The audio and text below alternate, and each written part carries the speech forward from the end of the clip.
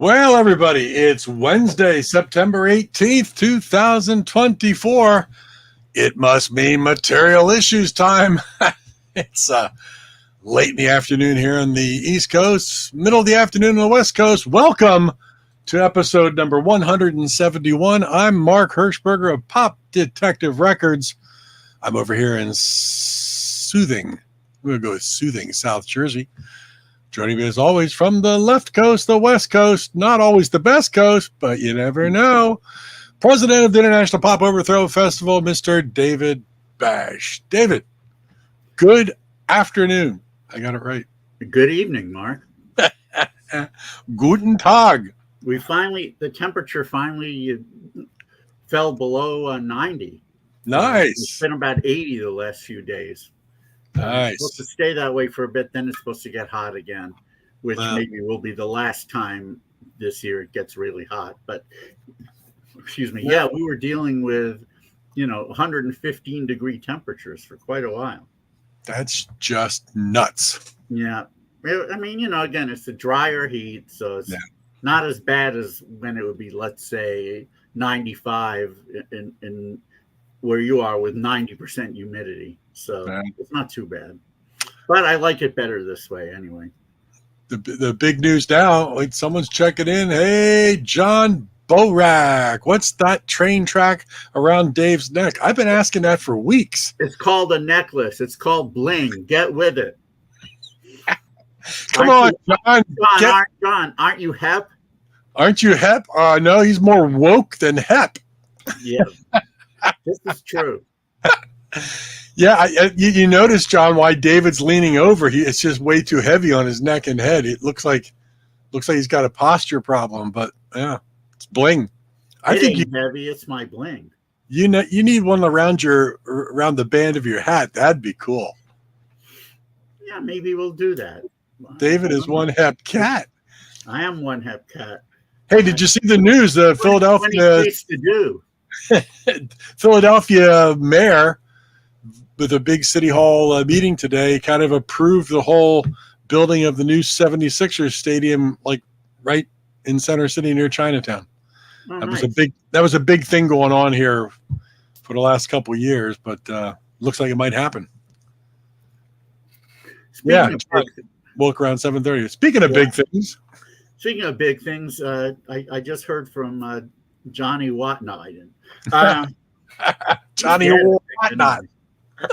Not a broken heart, but a broken dick. What's the name from Chuck Negron from Three Dog Night? Apparently, was having so much sex that one day it exploded. Wow.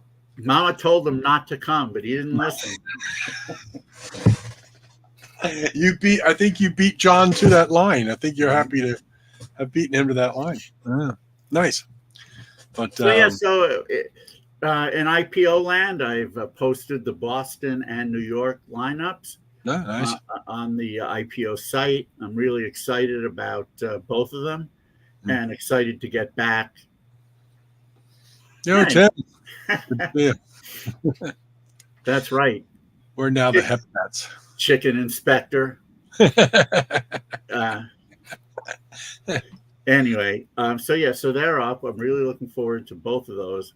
I should have Toronto up hopefully by the end of the month. I'm looking forward to that as well. So yeah, I mean that's what's going on in IPO land. Otherwise, yes, on Wednesday, last Friday, the International Pop Overthrow compilation was officially released by Omnivore. Yeah. So if you haven't ordered it yet, go to Omnivore Recordings. Go to their website. You'll find it there. It's, people have been telling me they think this one is one of the best. And certainly the artwork is amazing. Steve Stanley really did a bang-up job on this one. So, head on over to Omnivore and tell your friends. Yeah. They'll be a better friend. Yeah, I believe it is omnivorerecordings.com if I'm not. Something like that. Yeah, you can just Google it. Just Google Omnivore. It's like carnivore with And, just put Omnivore Recordings, but it probably is omnivorerecordings.com. Yeah, you'll find it. It's great. 69 tracks, 23 per disc for a very low early 20s sum. You can't beat it. You can't beat it. That's I don't great think stuff. you can. No. Yeah, it's just loaded. I've put this in a couple times now. Trying to think what else is going on in baseball. My Yankees are doing well now. Yeah, you're a 50% owner of the Yankees now, aren't you? Yeah, I own them. I own them. Yeah. That's why I say we, or my Yankees. Yeah, because I own them. I saw today we lost another good one, J.D. Souther. Yeah, passed away today. You're Only Lonely. I love that track. But he's written a number of hits, especially for the Eagles. Road or co-wrote, yeah. Yeah, road or co-wrote. That's certainly sad. Actually, I'm going to be talking about an album today where there is a J.D. Souther connection.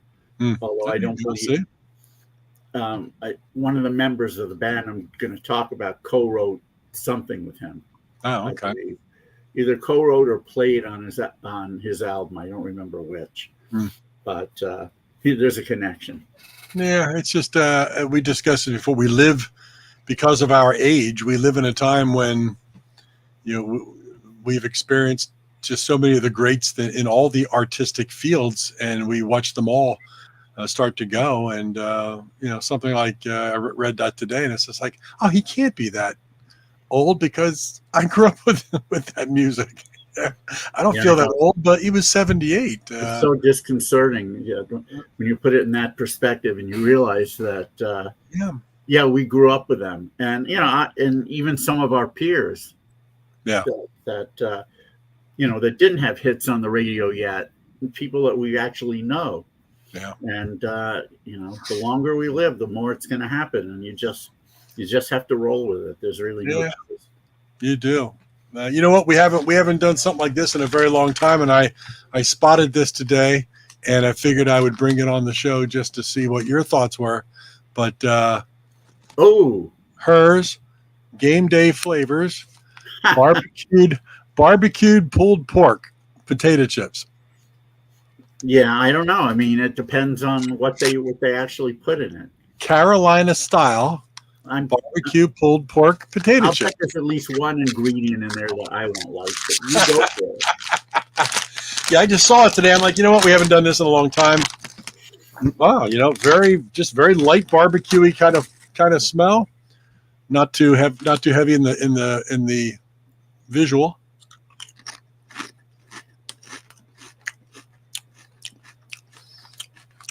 Tastes like a fine barbecue potato chip. A little bit of pork essence there. All right, well, if we're going to do that, I'm going to go get one too. Yeah. Well, if we're going to do that, I got to say, though, these are pretty darn good. Her's, if you're watching Her's, this is not a paid advertisement, nor did they send these chips to me for free. I saw them at the Shamrock Deli, Audubon, New Jersey, today. And I said, well, that's brand new. Barbecued pulled pork potato chips. Growing up, I grew up with regular potato chips and then barbecue.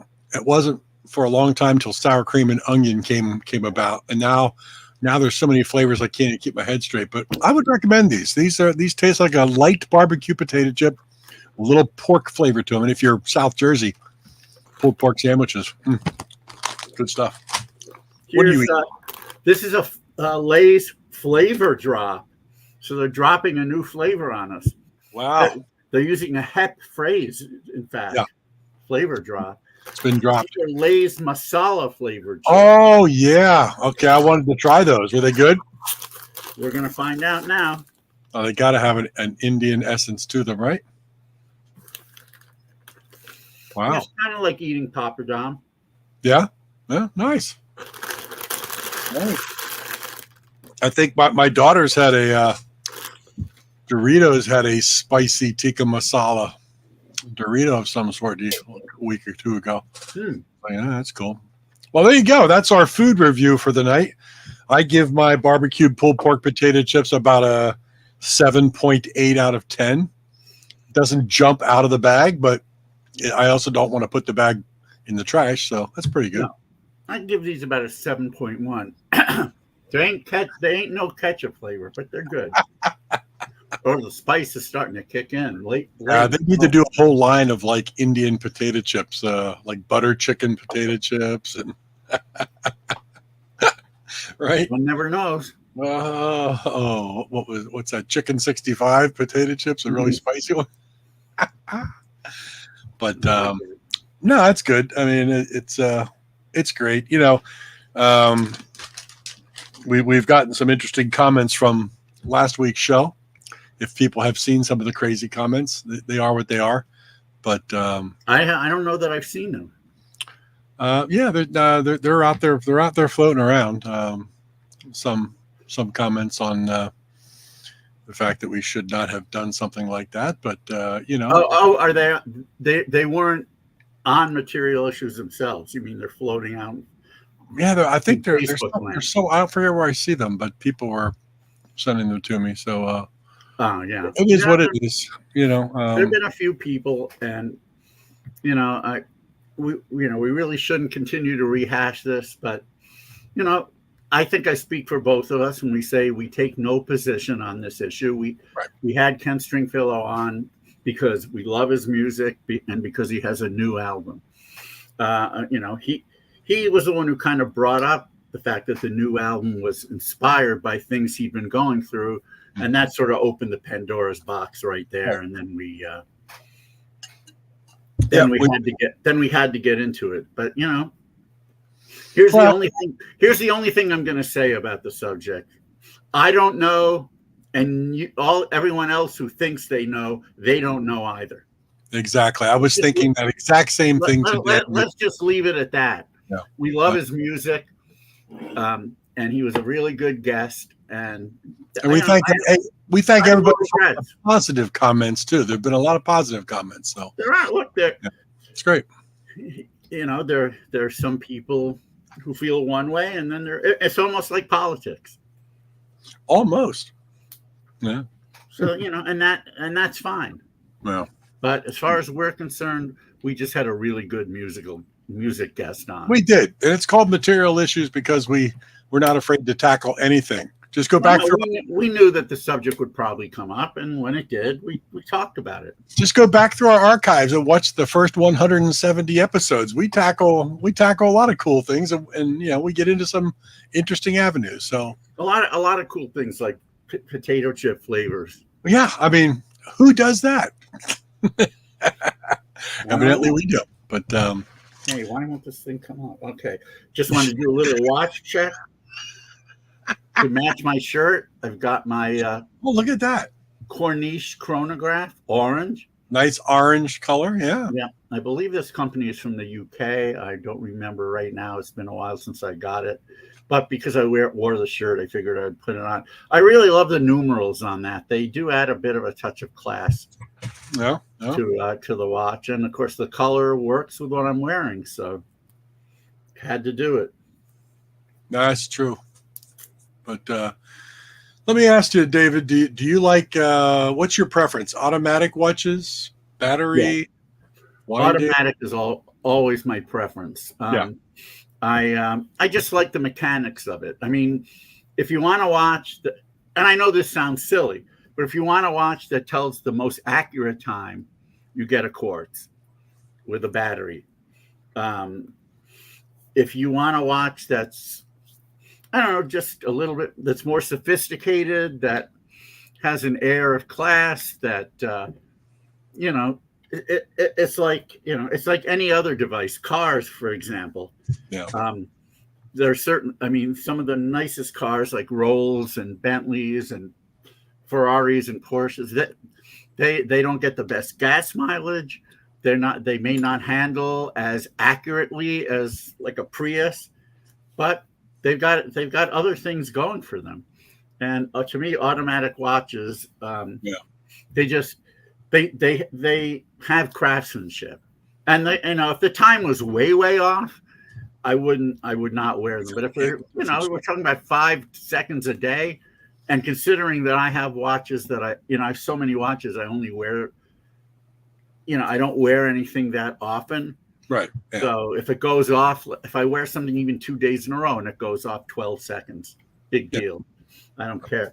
I mean, there are exceptions, like, again, the Omega Space Master. This is quartz because it has a digital component to it, but because it has so many amazing functions, it's quickly become a big favorite. Mm-hmm. But almost all my other favorites are automatics. Yeah, no, I get it. I mean, maintenance free, but as you said, a little more intricate touch of class to it. Yes, absolutely. We both have too many watches. You probably much more than me, but you can never have too many watches. If women can have 100 pairs of shoes, I can have 100 watches. I think that's a very good point. I think that's fair. Yeah, 100 watches and about 10,000 CDs. Yeah. And no children. And no children to leave them to. Oh, Lord Almighty. No children to, how do I want to say? How am I going to say this? Oh, screw it. No children to suck up my income. I'm having to feed and clothe and protect them. Yeah. I don't have to feed and clothe my records. I do have to protect them, though, in case somebody evil comes by or God forbid, an evil fire or flood were to. Hey, let's say this. Here's a question for you. Heaven forbid, but let's say you come home one day, Rena's at work, you come home and you see your house is on fire, right? And you only have time to run in and grab one box set back there. That's a very easy one for me. The Beach Boys' Feel Flows. Okay, that's a good one. It's got my first and third all-time favorite albums on them, along with all those outtakes and live tracks and everything. That would easily be it. Gotcha. Wow, interesting. How about memorabilia? What's you have a favorite piece of memorabilia that is hanging on your wall? That's a good question. Either the butcher cover or the sunflower promo thing that I have, which is something that I had framed. I should take a photo and show it, but I'm looking at it right now. It's got a promo cover of the sunflower with a timing strip on it. It's got the promo record with a white label, and it's got an ad from Cashbox of its upcoming release. Wow. So I would probably grab that. Yeah. But, hopefully it doesn't come to that. No, I said heaven forbid. Heaven forbid. I did forbid it. So. So let's talk about some music here. Yeah, it's a good thing to talk about tonight. Let's talk about some music and have a good time with it. Yeah. Anyway, let's see what we've got. I'll talk about the new releases first, and then the reissues that I have. First one I want to talk about is a new album by a band that doesn't release stuff very often, but when they do, it's certainly worth waiting for. A band called Vinyl Kings. Yeah. Now, these guys I think they live pretty much all over the country right now. So I don't know that they do anything live, but they did just release an album called Big New Life. It's on our friend Ray's Cool Cat label. Right. And I didn't realize this, but the main member of this band is Larry Lee, not the Peach and Lee guy that we had on. A different Larry Lee that was one of the founders of Ozark Mountain Daredevils, who actually wrote Jackie Blue. Yeah, wow. That's pretty amazing. I had no idea. I'd been corresponding with him. I haven't for a while, but early in the 2000s, I was corresponding with him regularly, and he never mentioned it. Wow. Which, sometimes you never know if it's because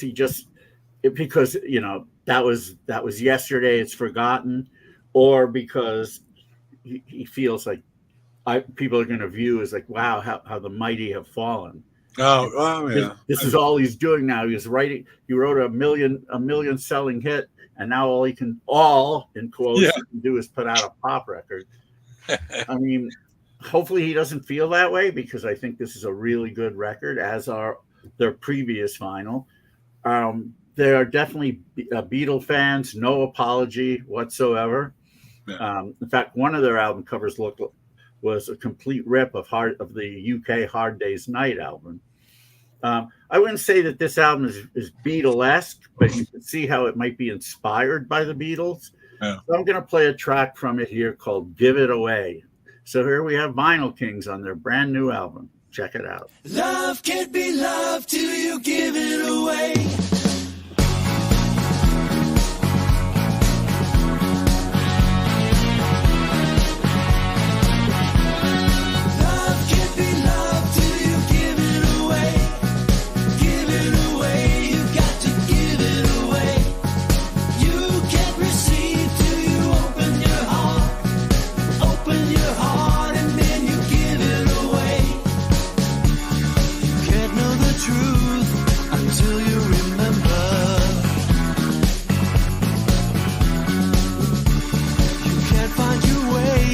Until you surrender. Peace can't be peace till you lay down your gun. Lay down your gun, you've got to lay down your gun. Faith's just a word till you follow it through. Follow it through, you've got to follow it through. 'Cause you know the truth, just try to remember.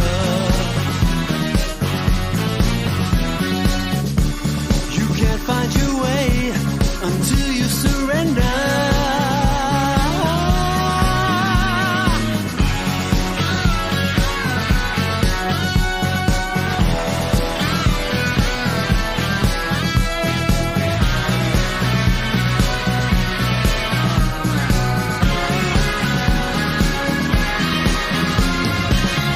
If you can't find the truth, just try to remember.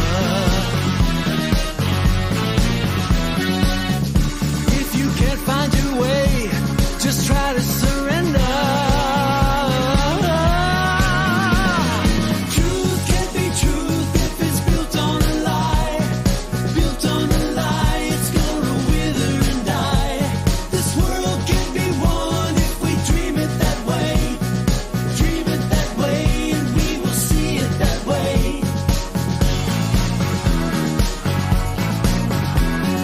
Love can be love.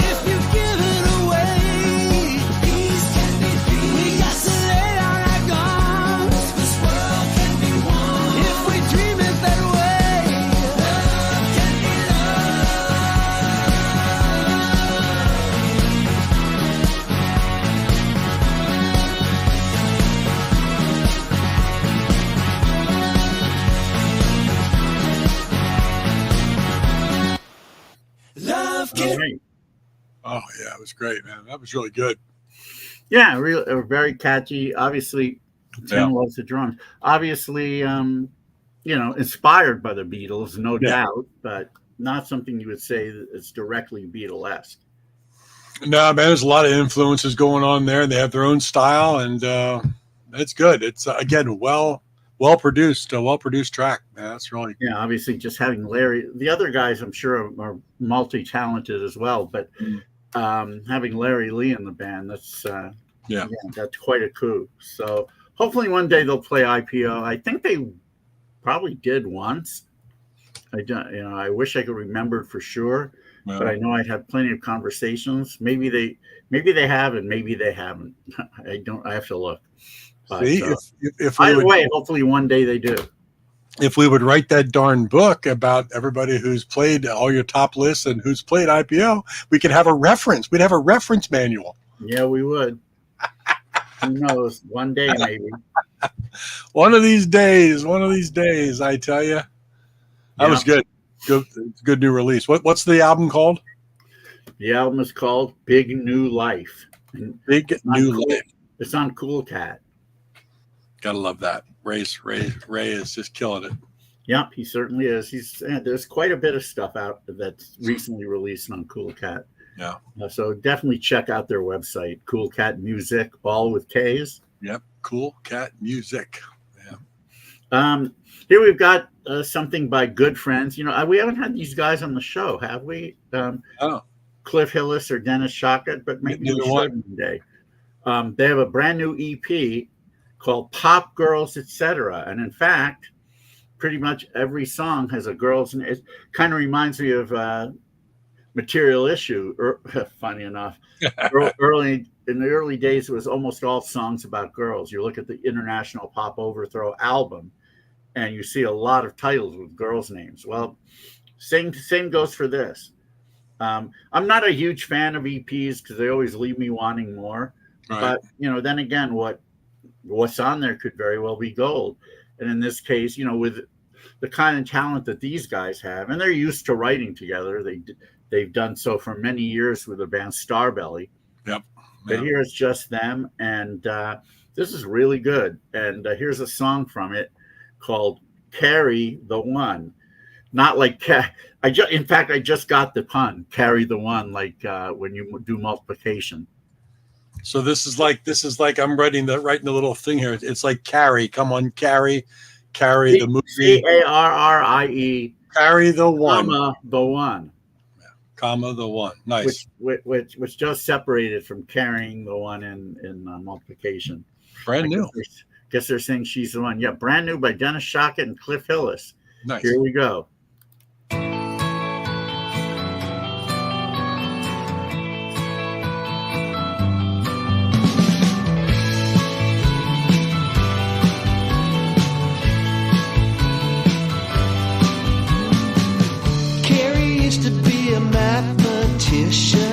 Specializing in long division, discovered others using algorithms, made the decisions like a statistician would. But she don't act so good. Maybe a calculator could help her with enumerations. All add up to none. Please round up the remainder, carry the one.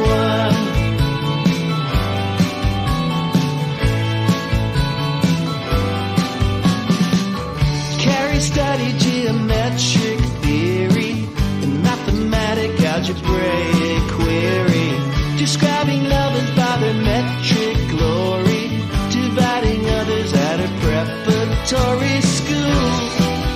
While in the vestibule, analytic ridicule for stating a non-binary tearaway of the sun.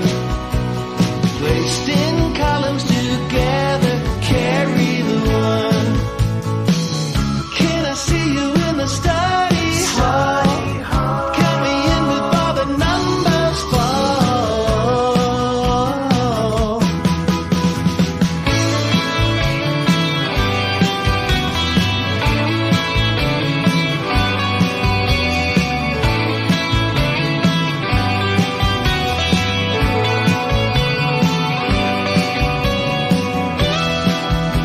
Despite her SATs, no universities hold primary numbers in their new gymnasiums. In no particular order, carry the one. In no particular order, carry the one. Carry the one. Carry the one.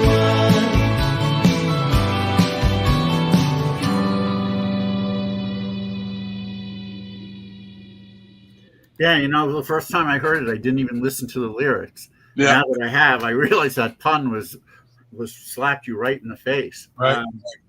I wonder if they sat down and said, let's write an EP of 6 tracks, whatever it is on there, all about girls' names in it or something. And it's interesting. Well, either they did that or they found that they had been writing. They happened to be writing songs about girls individually, and they said, "Let's keep that theme." I Yeah. know that occasionally when I've done girls' nights girls' night out at IPO, it's because I'm putting together the schedule. It's true, Tim, too.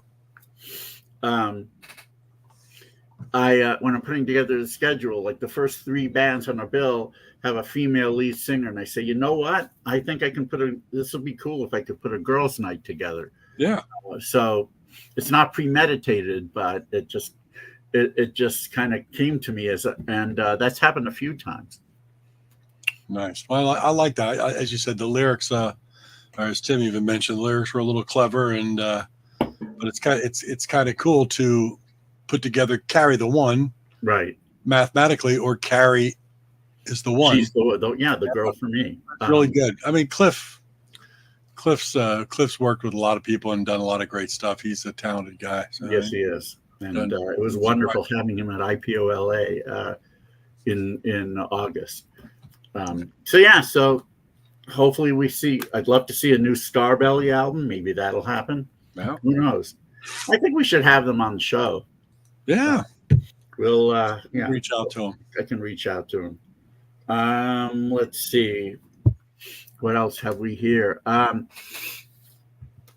Graham Gouldman, member of 10cc, has a brand new record called "I Have Notes," and it's interesting because I don't think he's toured this record, but he's definitely been doing 10cc shows. I'm sure that's where the money is. He's going to be. I think he's going to be outside of Philly, not too far from now, touring. No, that's great. I missed him because I was having back issues at the time he was here. I still am, although it's definitely getting better. But at that time, I couldn't have stood up for a show, and I just wasn't into it. But I am definitely into this record. I mean, for a guy who's nearing 80, he still sings wonderfully. Yeah, and he still knows how to write a hook, as he did so often in 10cc. Yeah. Anyway, so this is his new record, I Have Notes. Here's a track from it called "Floating in Heaven." Nice. Now, where does that come from?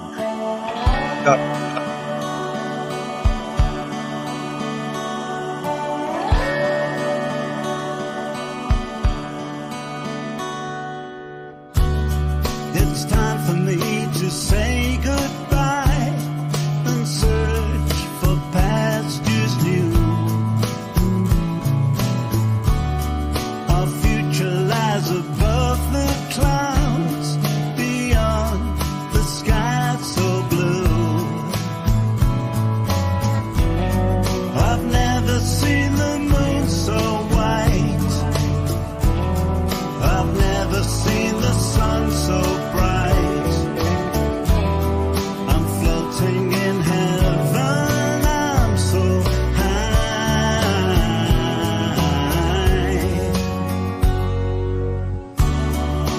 Now the world's so far away, the planets I'll explore.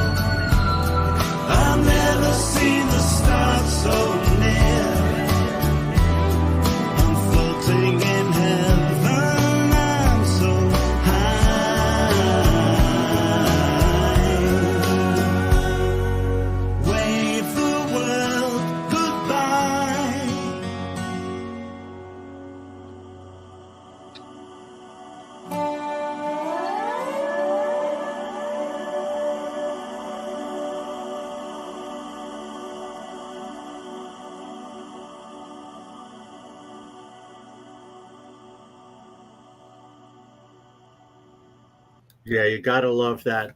The Man. I'm not the 10cc. I'm not in love overdubs on there. I'm gonna go out on a limb and say that's one of the best tracks personally that I've heard so far this year. Wow. Well, I love that because the whole album's really good. and you'll know why, because not only is that classic, as you said, I'm Not in Love, 10cc, building of the voices, but I've always said one of my favorites, Klaatu, sounds a lot and is influenced a lot by 10cc. Yeah, for sure. And that right there, that sounds like it could have been on Hope, you know? Yeah. Yeah. And you know who else the song, I mean, the production value, not quite, but the song reminds me of stuff McCartney has been doing. yeah. I could really see it good. on Memory Almost Full or on Egypt Station or any of those albums, really. It's really well done. And as you said, he's still in good voice, you know. Man, it's really, really good. Wow. It's on Rosala. It's on Rosala Records. I don't know. That may be his own label. I'm not sure. Yeah. Yeah, it really is, Tim. Wow. Yeah. So yeah, I have notes. I think I got it through Amazon, so I assume it isn't sold out. So that's check it out over there, I guess, or maybe on his own website, which is actually GrahamGouldman.info. GrahamGouldman.info. There you go. I'm gonna go over there. Floating in Heaven, man. I really love that track. That's really good. Yeah, beautiful stuff. Good pick. Next, we're going to actually stay in the UK for the next three, the last three that I have. Here's one that I read about on Aaron Kupferberg's Power Popaholic page. It's an act called Polite Company, and the album is called Please Go Wild. And Aaron described it as, I don't remember the whole description, but he mentioned Andrew Gold. And I definitely can hear where he's coming from on a few of these tracks. Trying to remember if I have here. Yeah, it's actually a nom de plume of a guy named Alan Gregg, who used to play in the band the Mutton Birds, which means I thought they were Australian, Mutton Birds. So if that's the case, he's emigrated to London. Wow. Okay. I might be wrong. Maybe they are British, but. I know if our friend Steve Spashny is a big fan of Mutton Birds, so he would be able to tell me, or tell us, but I don't know. Anyway, here's the track. Here's the second track from the album called No Time Like Tomorrow.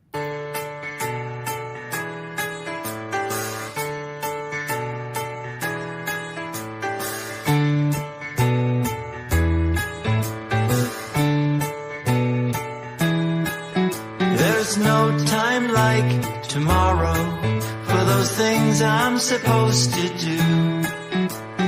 I'm not going anywhere. I'm gonna spend the day with you. I've canceled all my meetings. I've cleared my diary. There's nobody more important and no place I'd rather be.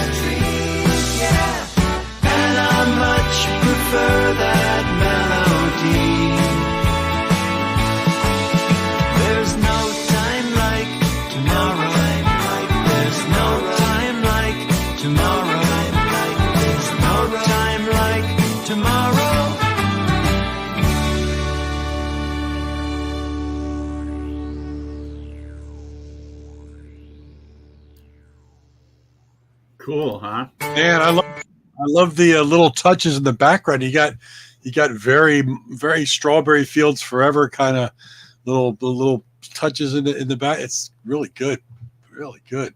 The Polite Company, No Time Like Tomorrow. Very popular. Really good album too. Got it on Bandcamp.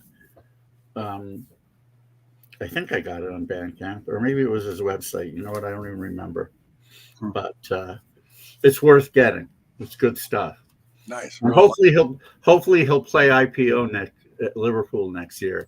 I have extended an invitation, so we will see what happens. Good pick. I like that. Like that a lot, man. You're killing it tonight. That's fantastic so far. Well, this one might be a little bit risky because it's a bit different, and this band has. There you go. Yeah, good call. A duo named the Heavy Heavy. It's William Turner and Georgie, a girl, Fuller. Hey, Georgie girls, right? Anyway, they're from the UK someplace. I'm not sure where, but they've been getting a big buzz lately, and they have a brand new album called One of a Kind. You just see them on the cover, but they do have a full band, and it's really got kind of a cool 70s vibe to it, I think. And here's a track on it called Miracle Sun by the Heavy Heavy.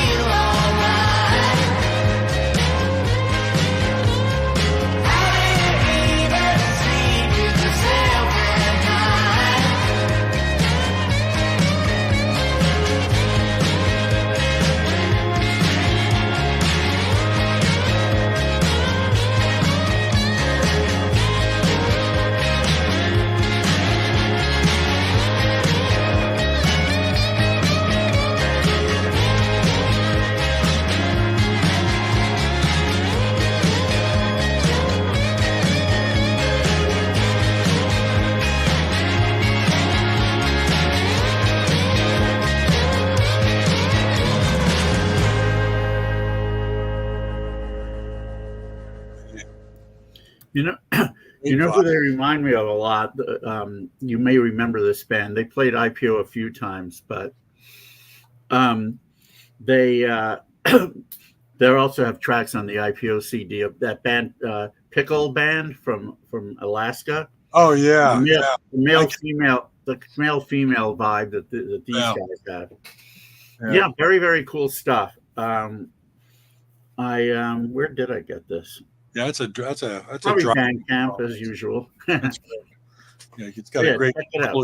little bass line vibe, and it just you just can't help but just groove. The to album's it. called Great One stuff. of a Kind. One of a kind by the heavy.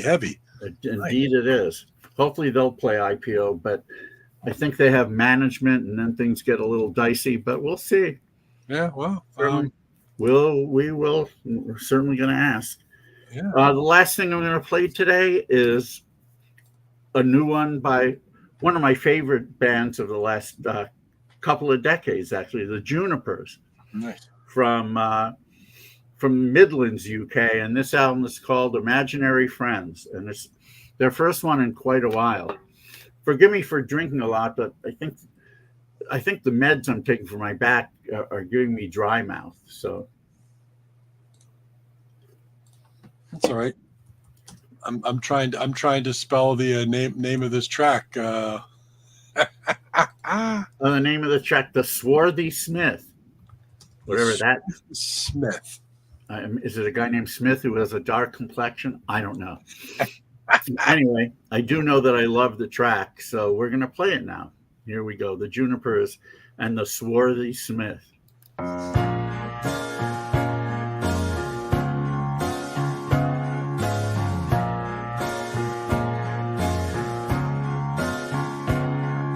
Swarthy Smith of the socks had served his time and hoped to make it as a smith, but he read the signs. He was towing the line. Started making socks for plows, now he makes a dime. On market day he laughs aloud. Whoa-ooh.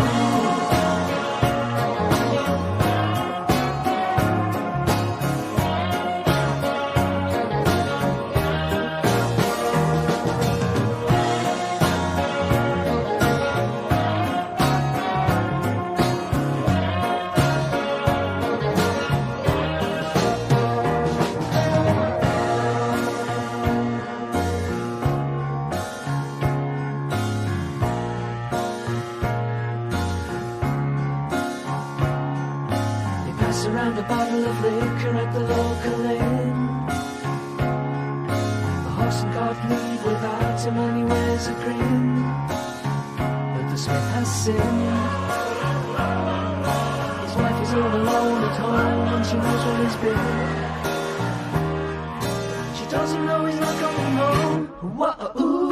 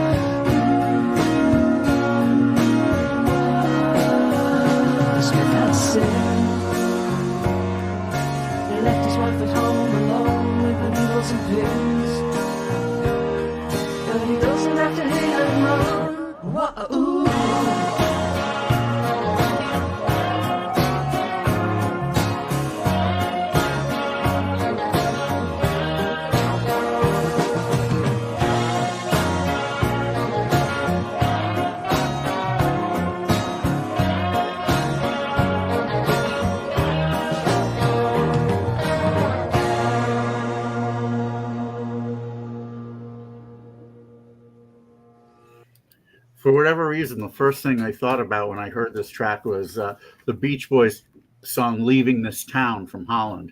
The chord progression is very similar, but I see these guys as a little bit more '60s inspired with their soft pop sound. But definitely a big favorite band of mine. They've played IPO a few times over the years, Now that they have something to promote, perhaps we'll get them back next year.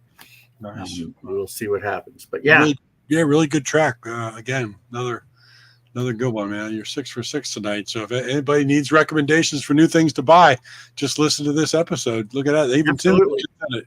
6 for Nice. 6. Glad to hear that, Tim. Glad you like them. Yeah, and we've said it before. For all those people saying that there's no good pop music being produced anymore these days, just listen to one of our episodes and we talk about this stuff. Exactly. And there's so much more I could talk about, but we'd be here forever. So we'll leave it at these for now. And next time it's just you and me, to quote Chicago.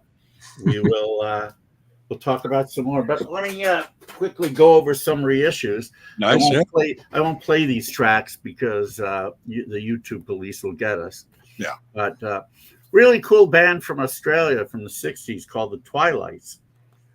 And this is Twilight's Time, the complete 1960s recordings. Wow. Are you familiar with them? I've heard of them. Yeah, I've heard some things on online, but I did not know this was out. That's. Yeah, they're kind of like the Australian Hollies. They really are. And they're Once Upon a Twilight, the second album, which is all here. That's extremely hard to find on LP. I love an original copy. I don't think it's been reissued on vinyl, but there is a CD out there somewhere. Anyway, you won't need that if you just pick this up on the Strawberry label. Again, one of Cherry Red's subsidiaries. Yeah. And this has pretty much everything they did. Wow. It's got the stereo and mono mix of Once Upon a Twilight, and all kinds of bonus tracks that weren't on either of the two albums. Some live stuff, some outtakes.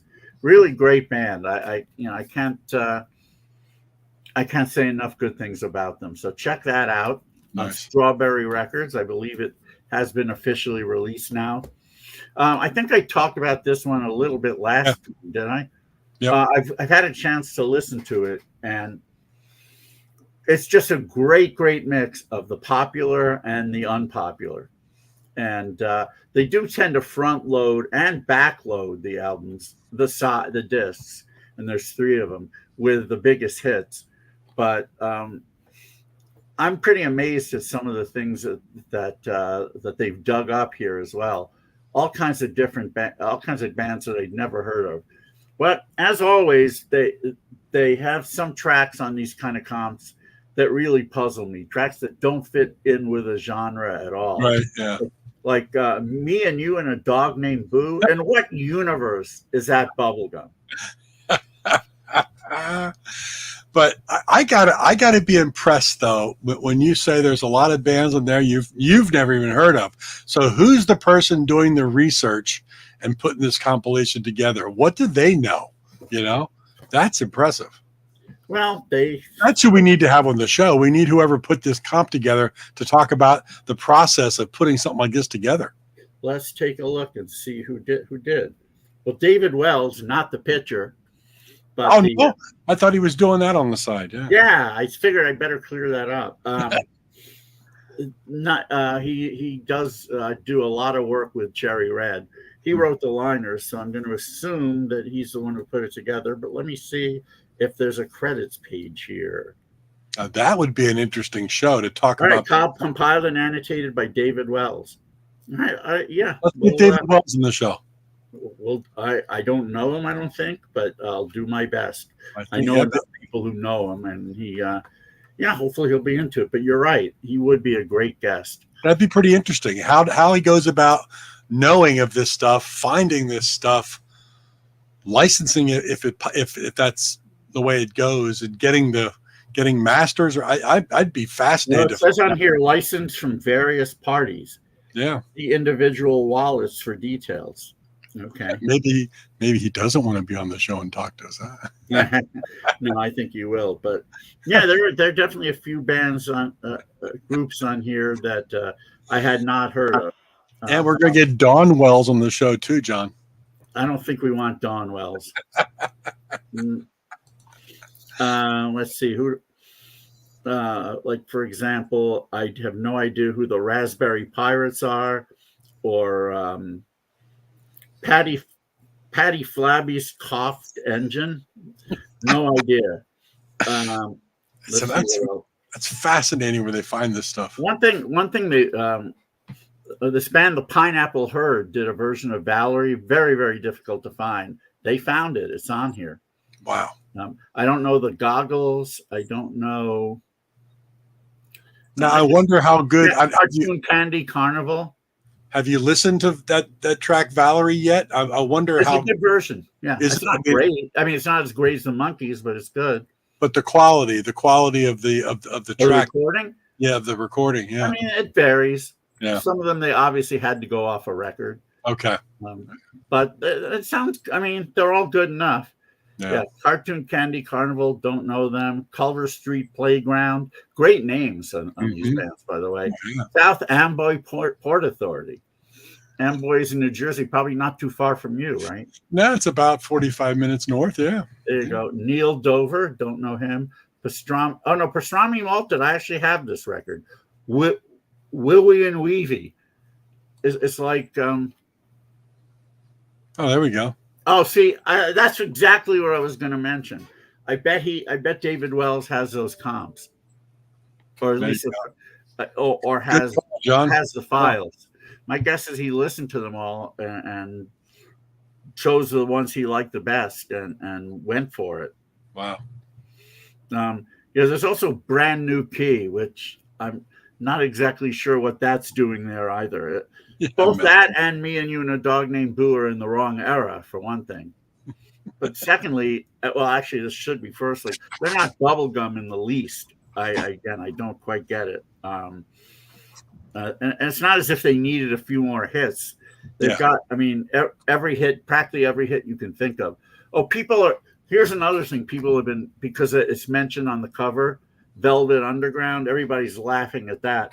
But the track they chose was Who Loves the Sun, which it's got all those ba-ba-bas in it. All right, so it's not really strictly bubblegum, but it's got some bubblegum elements. Right. I think Lobo, again, I don't know where in the world Me and You and a Dog, I mean, what is it, the lyrics or something? Even they're not really bubblegum. That's why it'd be good to have them on the show. We can just say, why? Yeah, that would be a good. That'd be good. That would be a good question. We'll have to work on that. Those few notwithstanding, I mean, I can't recommend this enough. It is quite a slice of the American power pop scene. Nice. Anyway, okay. Yeah, so my copy's in the mail, so it should be. Oh, good. Should be here soon. Who did you order it from? I ordered it directly from Cherry Red. Cherry Red, yeah. Yeah, I got it from Dusty Groove when they had it on there on their site for about 5 minutes because everyone who saw it claimed the copies immediately. Yeah, I got the email or something about pre-order now. I usually just pre-order and forget about it because it'll come when it gets here. And that's probably a good idea. Yeah, in a lot of cases. All right, let's see. I got a few more reissue things to talk about. A band from the early '90s who I really like have had a couple. Well, 4 of their albums have been reissued on vinyl. I only have 3 because the 4th one I wasn't crazy about. Lightning Seeds. Oh, yeah. I don't know if you remember them, but I'm sure. Cloud Cuckoo Land, Sense, and Dizzy Heights have been reissued on colored vinyl. I played Cloud Cuckoo Land. It sounds really, really good, despite the color vinyl. I think early on, colored vinyl would always have some imperfections in it, but the technology has gotten better, and it doesn't diminish the sound quality in the least anymore. Yeah. They haven't, for some reason, they didn't do their 3rd album, Jollification, but I understand it's coming out in October, so I'll look out for that. But yeah, Ian Brody from Liverpool. He just has a way around a pop melody and a hook. The production's a little bit slick on their songs, but not annoyingly so. I'll just leave it at that. I think this is a really good band, and so when I found out that my local record store had these, I had to pick it up. Pick them up rather. Last one I want to talk about is this reissue of Smokey Robinson and the Miracles, Make It Happen. A really good album, but it's mostly known for having The Tears of a Clown as its final track. When the album came out, no one really thought much of that song. It wasn't released as a single at the time. This is 1967. But 3 years later, when the Northern Soul scene in the UK was getting started, some DJ heard the track and really loved it and started playing it.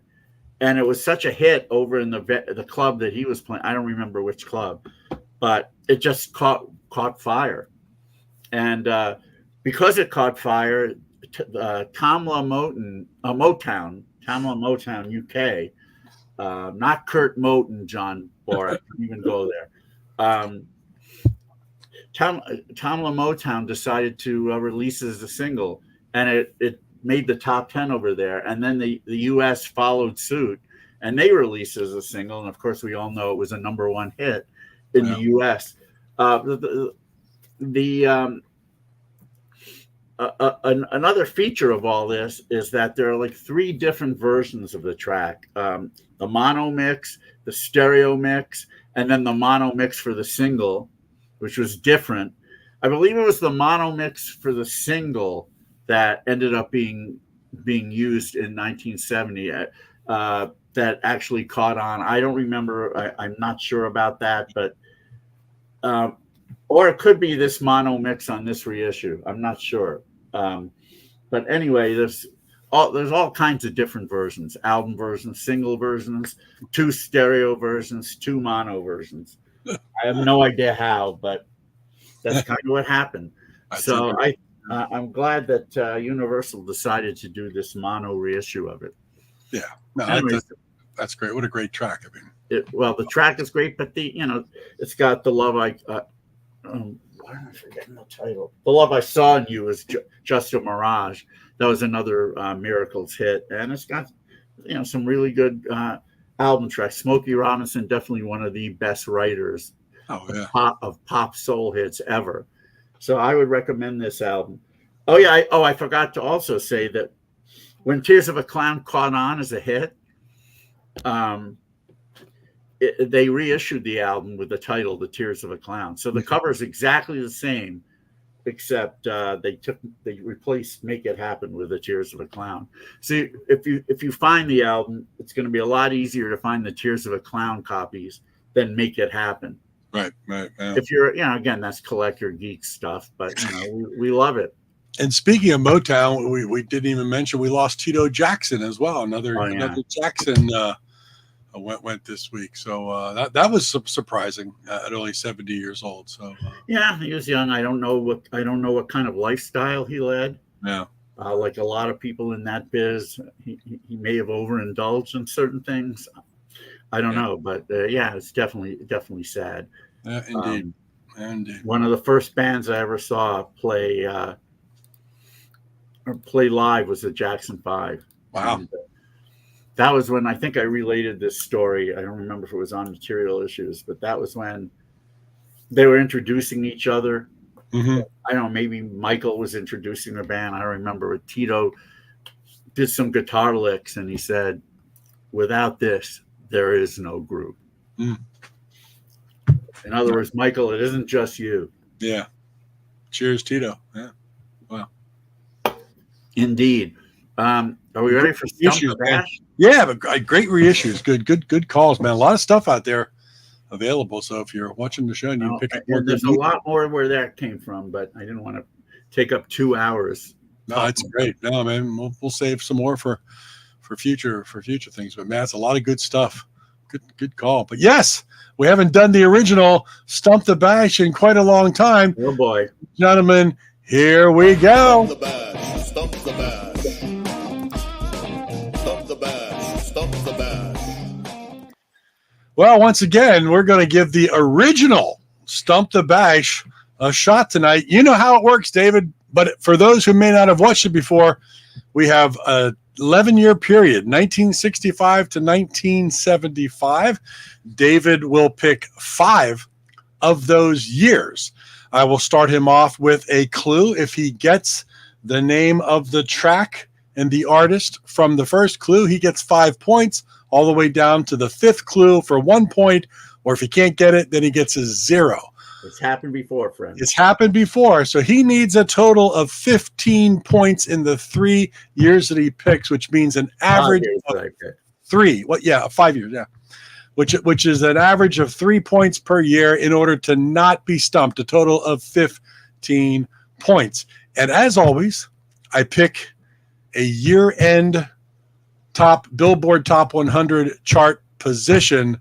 Sometimes it's a difficult position. Sometimes it's not so difficult. But tonight, just like Seth, right? Yeah, exactly.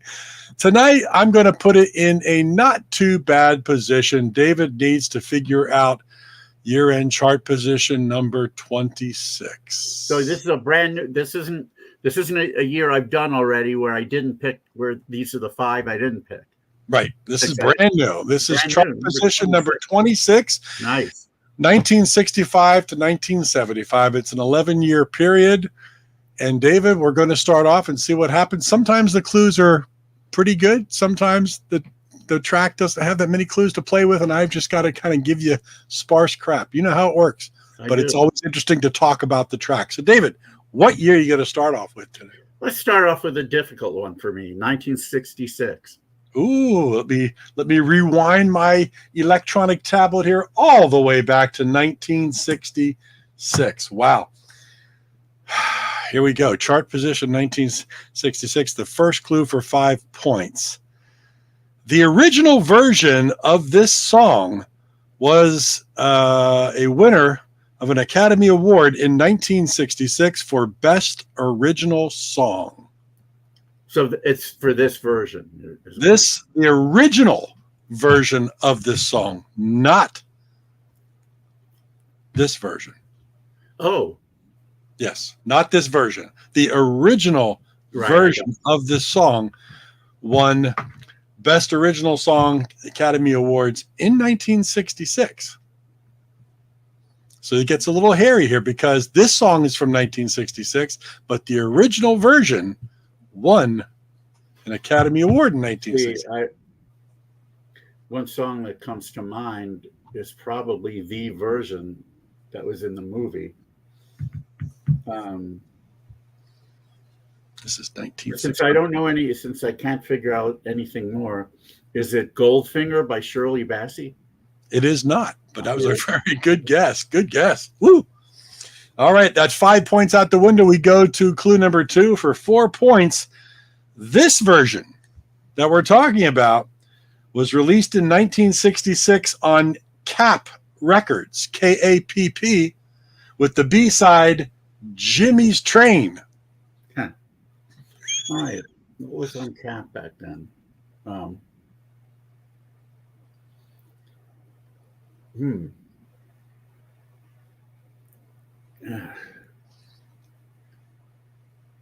Challenge yourself right out of the bat. Yeah, this is obviously a big hit, so I should know it. But and usually I'm good with labels, but Kapp is not ringing a bell for me now. I bet it is for other people. What the hell was on Kapp? A difficult label. Oh, right. Now, see, everything I'm thinking of it's on Kapp is way too obscure. Yeah.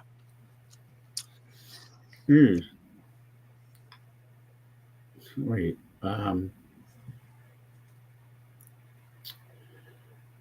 Let me stop thinking about Kapp and let me think of songs that would have been in movies. Yeah. And it won the Academy Award. Best Original Song. Yeah, see, I wish I knew movies better. Yeah. Let's see what. It's where it gets tough in the 60s because sometimes you get these movies soundtracks involved, which is a little bit different, you know? this should be easier, but it's not coming to me. So, All right. Well, that's 4-pointer out the window. We go to question or clue number 3 for 3 points. He's still in the average. The original version never charted, but this cover version, noted for its use of a male chorus heard in the second half of the song, peaked at number 7 on the Billboard charts. known for its use of a male chorus. God, that's throwing me off even more. Damn it. The original version never charted. But it's the one that won the Academy Award. Yes. It's an interesting story behind it when I was reading about this track. How it even got there like that. Yeah. Damn, this should be easier for me, and I'm going to be so embarrassed when I find out what it is. It's tough. It's It tough. shouldn't be. You'll know it. I mean, you'll be like, Shouldn't be tough, but yeah. But it is. Of course. My mind's just not clicking on anything, so go on. All right, that's clue number 3 for 3 points out the window. We go to clue number 4 to 2 points. R&B group The Hesitations recorded a cover version of this track that peaked at number 38 on the Billboard charts in 1968. I know who the Hesitations are, but I don't know any songs by them. Mm. The final clue will give it to you easily, but not this clue.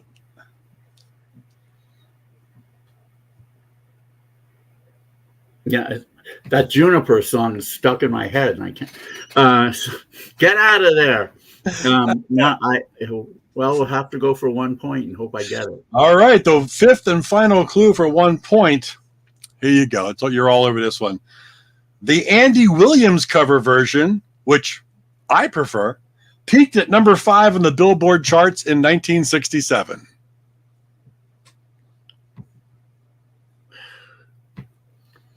Andy Williams. What? Andy Williams had a number 5 hit in 1 year later. God, that's so ridiculous that I don't know it. Wow.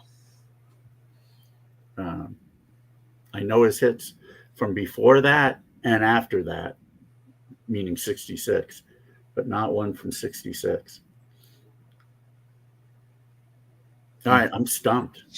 Wow, 0 right out of the bat. This song finished year-end 1966 at number 26 by Roger Williams, Born Free. Born Free. The original version was by a guy named Matt Monroe. Yeah, I've heard of him. Yeah, I'm not surprised I missed it. I mean, that's a very tough one for me. So he wrote it for the film. It's an interesting story. He wrote it for the film, and then when he saw what was supposed to be the final cut of the film, all of a sudden the track was missing, and he said, "Hey, what's up? Where's my track?" And they kind of rescinded and said, "Okay, we'll put it in at the end of the movie." Oh, wow.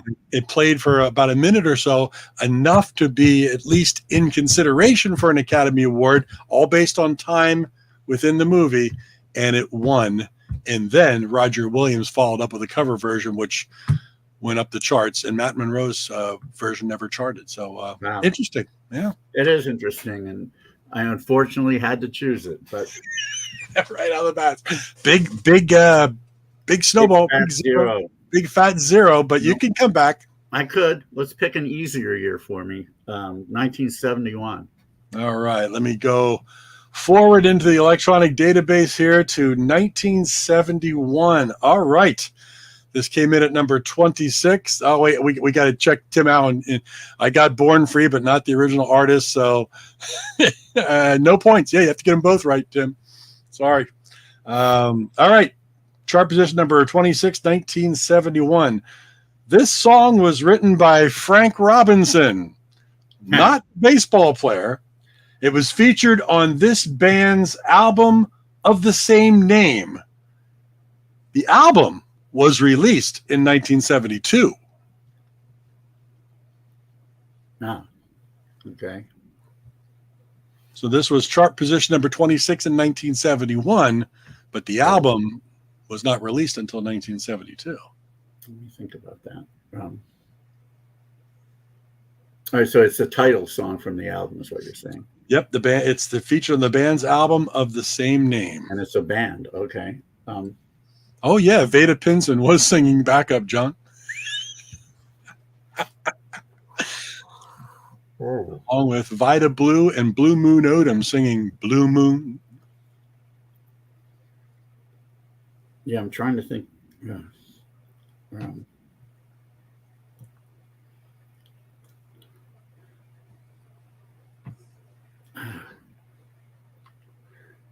wish I could. Let me think about this for a minute. Okay, so I gotta say this one's a tough one. well, It was tough to grab clues out of this one. let me. Okay, God, my mind's not there. I'm gonna do a little countdown here. Okay, so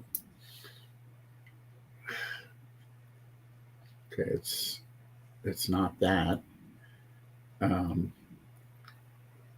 Not that. I'm just going down the hit list of 1971. I know you know charts pretty well in 1971. Well, I'm doing WABC. Mm-hmm. I'm hoping this hit was bigger in New York, so I stumble upon it. Let me see. It was.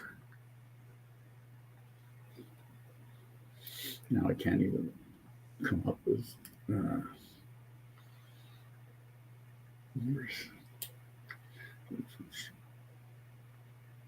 No, I'm sure that album came out first, and it's not a band. No, that's not a band either, and that's not a band either. That's not a band either. Nope, these are not bands. There's no search. Nope.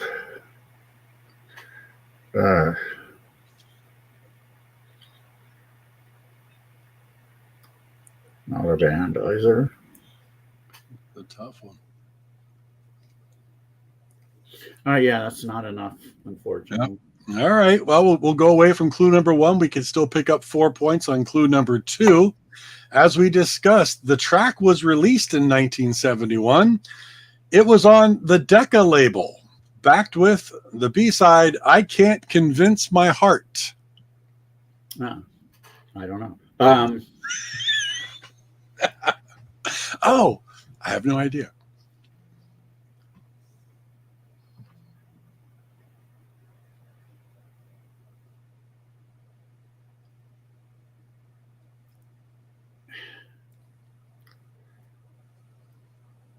God, why am I not clicking on anything here?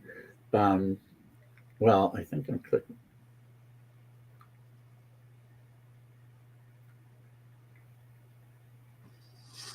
Yeah, as I said, this was a tough one to get a lot of clues for. So the clues are a little harder. I mean, they're a little on Brunswick. That's not on Decca.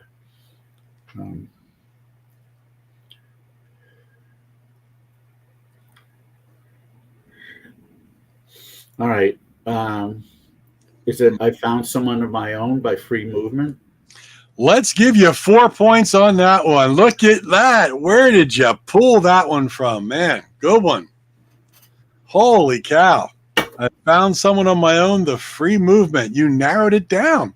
Well, I knew they were on Decca. I also knew that it was a hit later in the year, which meant that the album could have come out after the song. And it might have been the following year. Look The at only that. thing I'm trying to remember, the only thing that I wasn't sure of was the title of the album. I'm impressed.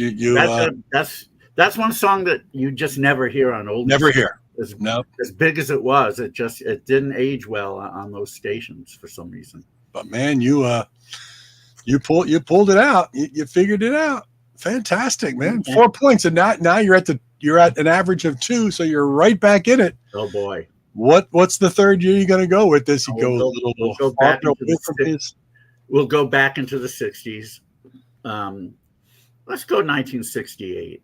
1968. We're rewinding. This will be interesting.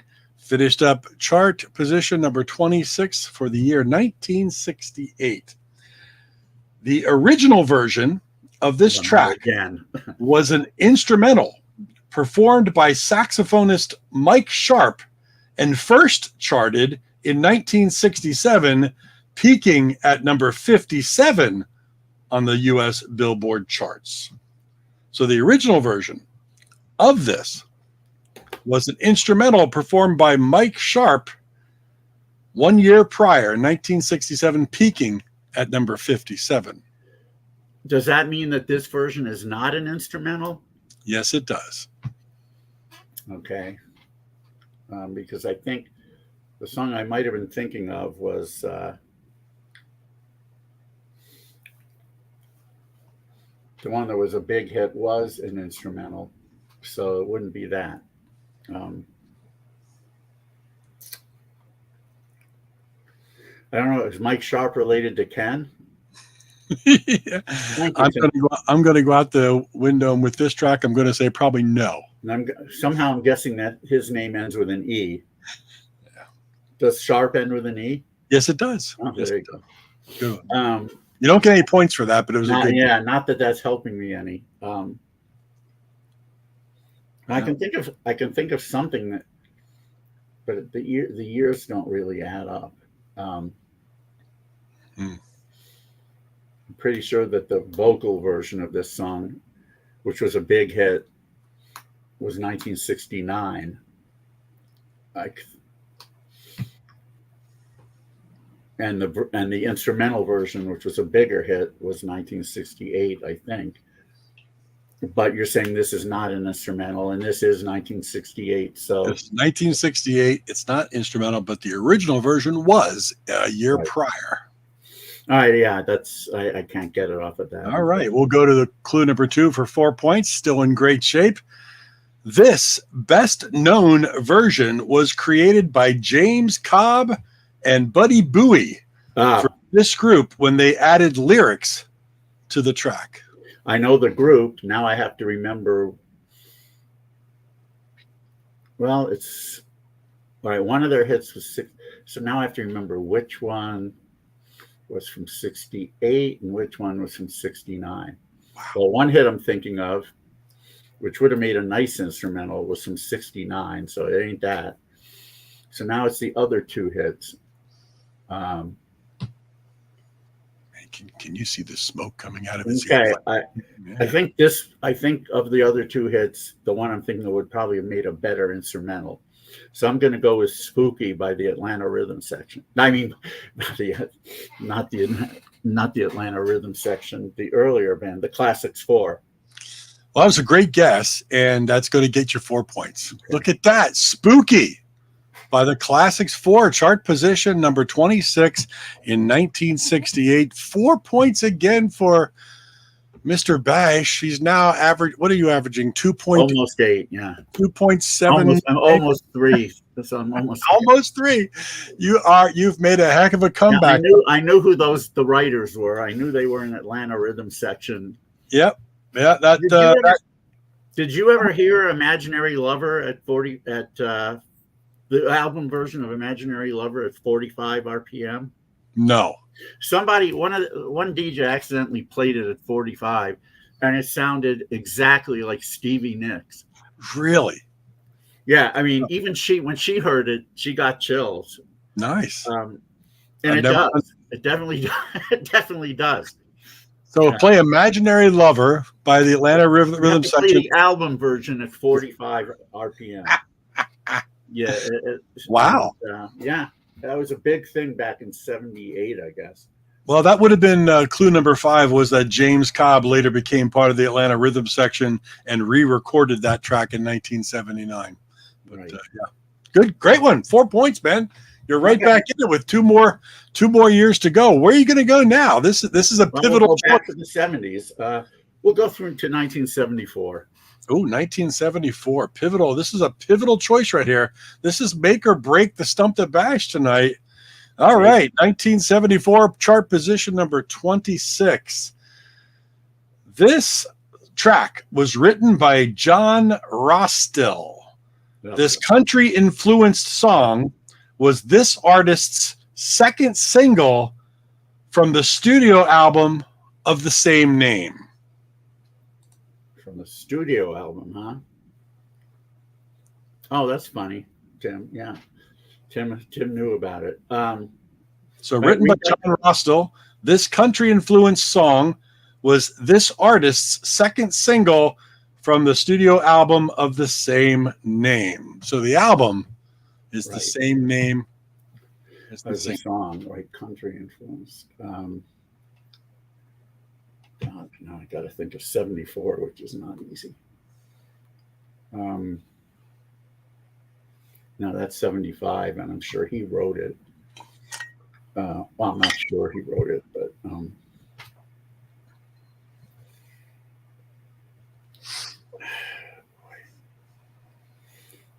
so you didn't say whether it's a solo artist or a group, right? I said influence song, this country influence song was this artist's. Okay, so it could be a group. But no, nothing's clicking in. Yeah, I don't know yet. It's all right. We can get past number one with the 5 points because 4 points puts you still right there, right on the cusp in great shape. All right. Clue number 2 for 4 points. This track was this artist's first top 10 single in the U.S., peaking at number 6.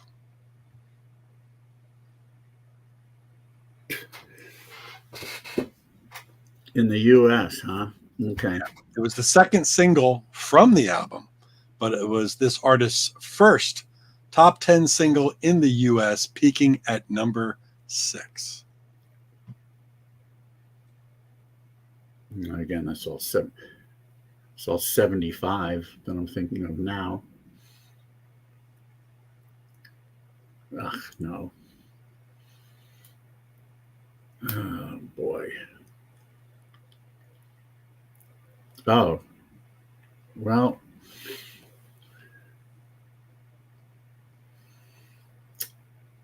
no, I think that was 73. So it would have been 74. I don't know that this is. Oh, okay. I think I know the artist, but I'm not sure of the single. It's the first top 10, you said? It was this artist's first top 10 single in the U.S., peaking at number 6. I'm going to guess. Wait, hold on. God, I had it. Now I lost it. 4 points. I'm going to guess Let Me Be There by Olivia Newton-John. And I'm going to give you 4 points. One heck of a guess. Holy cow.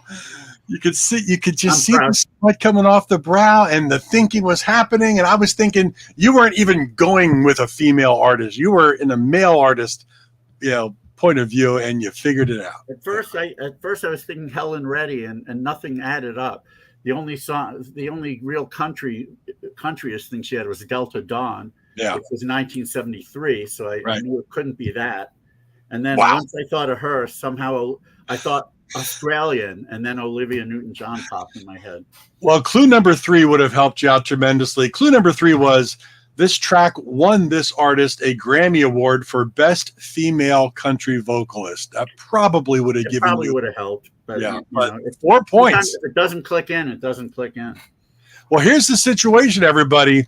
We are playing Stump the Bash. We've covered 4 of the 5 choice tracks tonight, and David is at 12 points. He's got blanked on the first one and got 3 straight 4-pointers. So right now, on the final year, God, he needs to straight 4, and I still need to get 3 points. You need to get a 3. You need to average 3. How did I used to get 23 points? We never did 6. We only did 5. Yeah, we just did 5. Yeah. How did I used to get over 20? I think we used to. I don't remember because we always said we always had to average 3 points. Maybe we did all. I don't know, maybe we did more. I don't know. But then I would need 8. Yeah, I mean, I understand if I would need 18. Does anyone out there remember? It's been so long since we've done. Well, you know what? We do have archives. We're going to have to go back and look at the archives. But as it stands, because you get 3.4s and still need 3. Well, you got blanked in that first one. You got like 0. So no, I know, but it just seemed like it was easier. Well, all right. You might be right. It might. I don't know. Maybe we're playing it all wrong. I think makes me think that we did six of them, but maybe we did. You don't have anything written on some paper there to indicate whether or not. I do not. Just curious.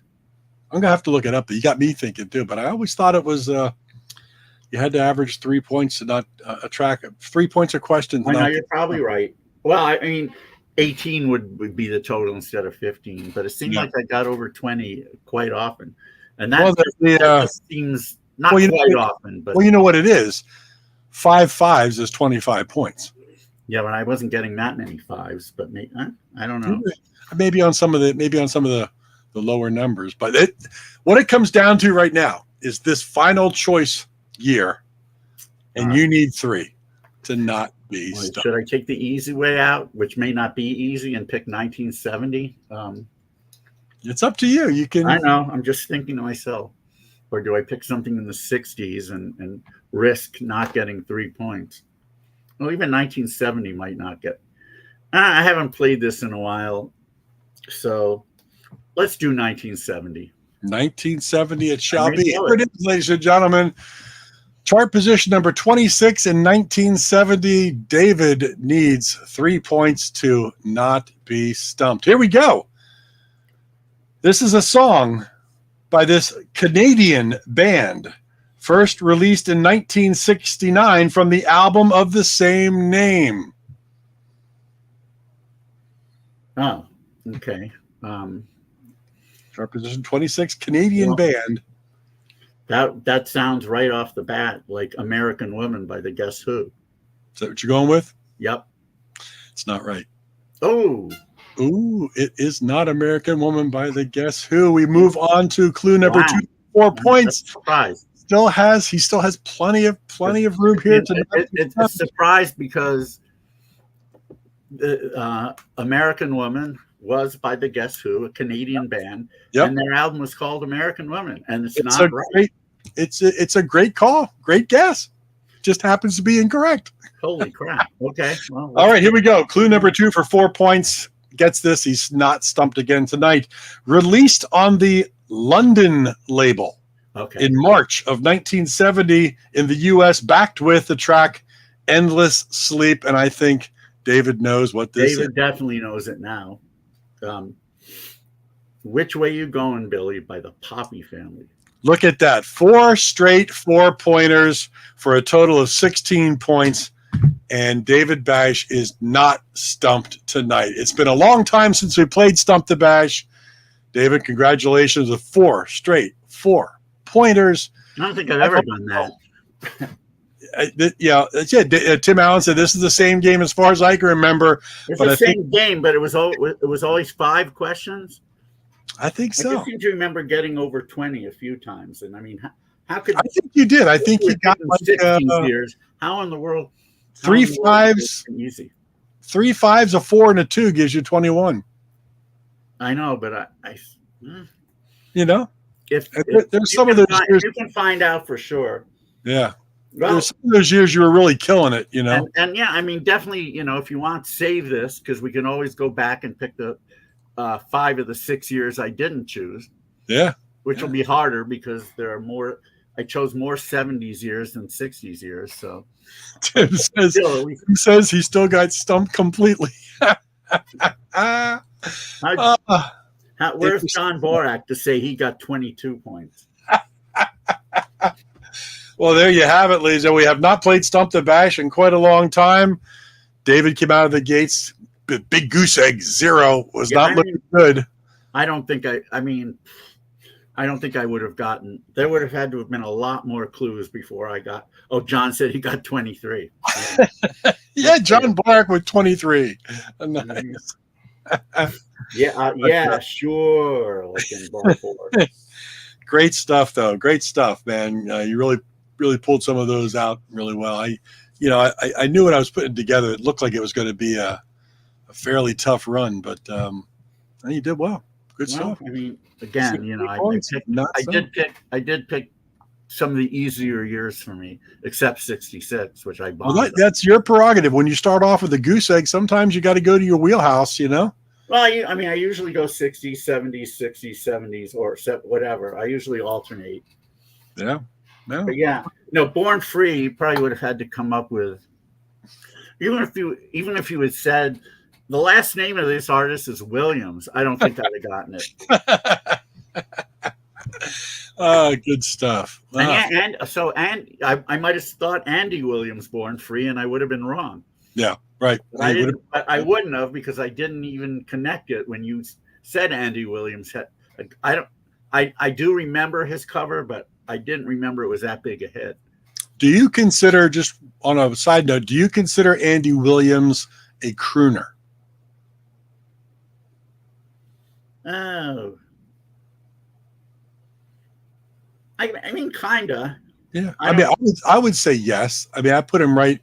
I don't know. See, I don't look at like Tom Jones, Engelbert Humperdinck as crooners.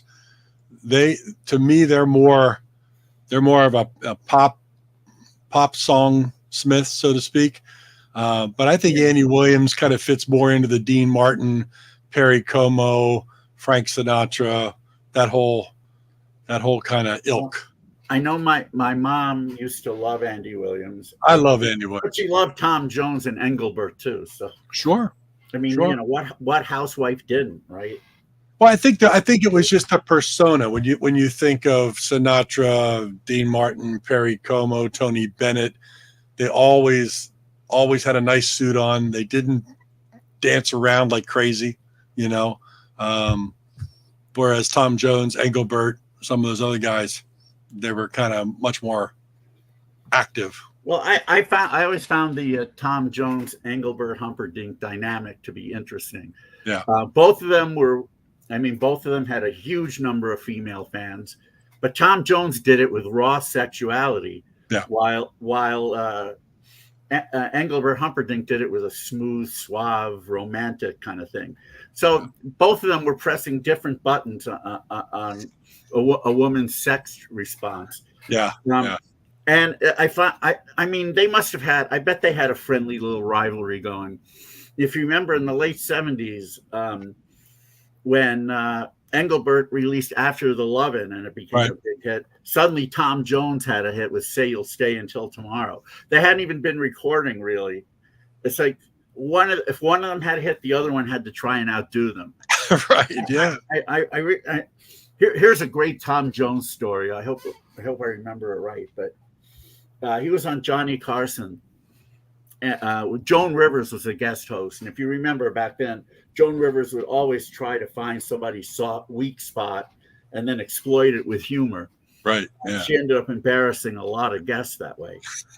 She tried to do that with Tom Jones, and it didn't work.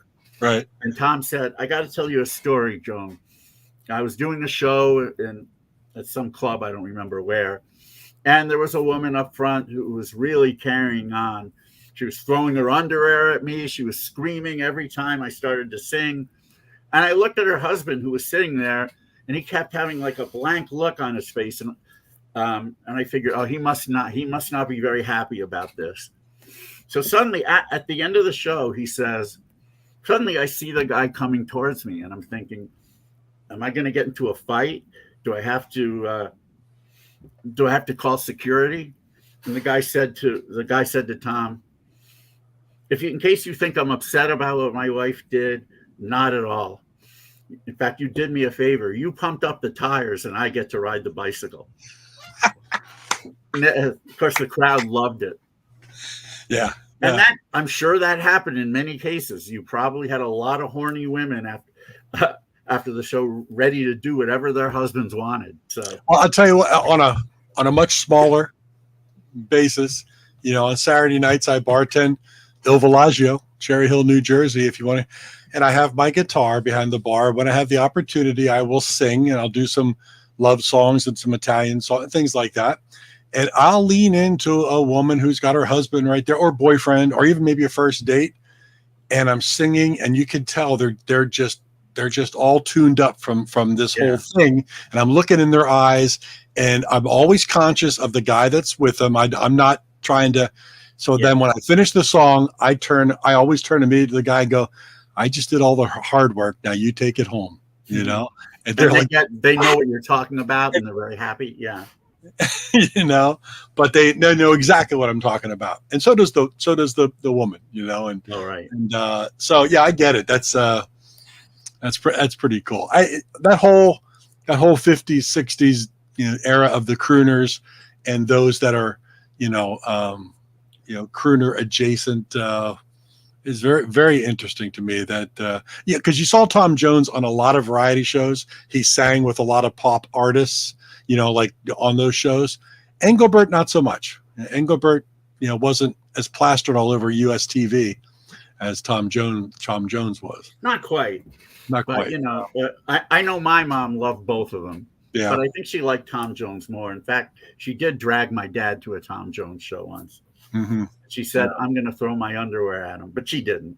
I'll tell you what, I saw him in Atlantic City probably, 15, maybe 20 years ago now. What a great show it was. And he's still going strong. He's on that, what's he, America's Got Talent or one of those singing shows. Really? He's a judge on one of those with, who's the blonde that married the country artist, No Doubt. No Doubt. She's from No Gwen Doubt. Stefani? Yeah, she's on there as a judge. Martina McBride, whatever. I don't watch it, but he's on there as a judge. He's still going strong. I got to give him credit. He's still happening. But no, that's great. You know, interesting stuff. I love Tom Jones. So speaking of interesting stuff, we got a few things booked coming up. Yes, we do. Starting next week. What do we got going on, man? Let's see if I remember where I put the record here. Where did I put the record? Hold on. Must be good because they have a record. They do. Anytime the artist that we're going to have on has a record. It's like we played a couple of tracks by this act. Last time it was just us. But now we're going to have them on the show next week. It's the Half Cubes. Nice. And they're great album, Pop Treasures, in which they cover tunes from, well, pretty much, 60s until now. And they do a great job on all of them. The Half Cubes are half of the great power pop band, the Flash Cubes. In this case, it's Tommy Allen and Gary Frenet. So they will be our guests next week on Material Issues. And nice. We'll have a lot to talk with them about, that's for sure. Yeah, that'd be great. Such a great album, man. Such a great album. Right. So that'll be on the 25th of September. That's on the 25th of September. Then we roll into October. Wow. We roll into October, and the following week we have label owner, auteur these days, Dean Brownrout. This is his book, No Big Deal, about Big Deal. And he doesn't want it called Big Deal Records, just Big Deal. And that's what it always was called. And yeah, I've started reading this. It's pretty cool, I must say. He talks about his days with the label, and it's very interesting stuff. So we're going to have him on the program to talk about it further. Nice. This is the book. I don't know if it's officially released just yet, but it has. But you can check it out, I suppose. Let me see if there's a website listed here. Well, yeah, I can't find it right now, but he I'm sure he'll tell us. Anyway, Ira Robbins wrote, another guest of ours wrote the foreword for this. So, oh, nice. Yeah.